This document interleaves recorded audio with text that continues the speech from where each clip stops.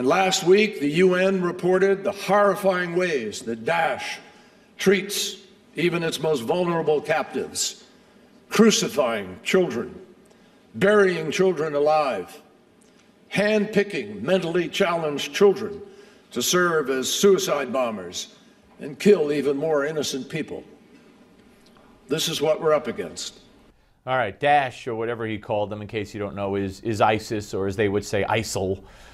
Joining us now is Tom Rogan, columnist for the UK Daily Telegraph and National Review. And of course, Tom, less than 24 hours after Kerry made those remarks, which I got to say, show a lot more passion than Barack Obama ever showed. Kayla Mueller was announced officially that the American that they were holding, that they had claimed was killed in the Jordanian bombing strikes, was confirmed to be dead. We don't know. There's no proof that that's how she died. So, you know, you wrote a piece called Another ISIS Atrocity, but that was about the pilot. Now we have even probably, you know, another one, although we don't know how she died.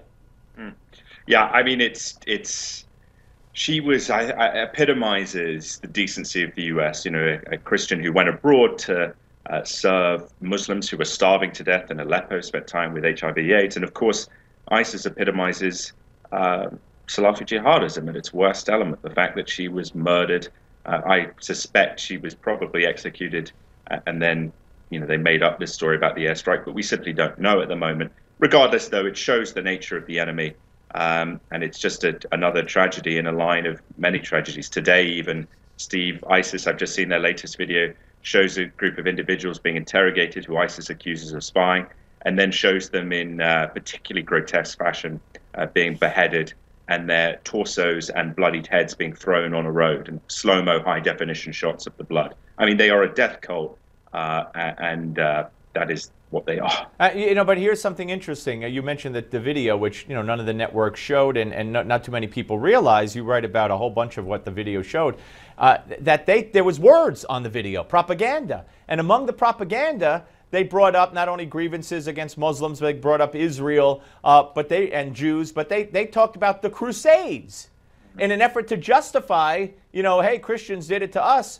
kind of thing. And then a few days later, Obama echoes what ISIS put in the video of the burning Jordanian soldier. He echoes it at the National Prayer Breakfast.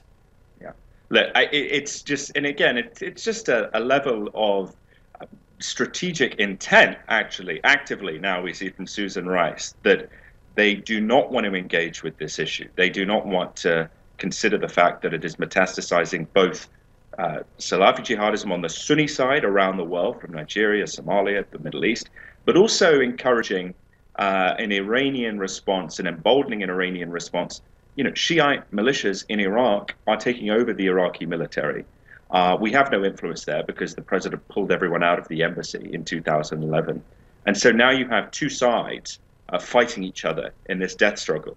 And people think that, well, perhaps that's a good thing. They'll deal with each other. No, they won't. It will spread, and it will continue to endanger American interests around the world. Well, Tom, you mentioned Iran, which inevitably, you know, has to come up in any conversation, and you mentioned embassy.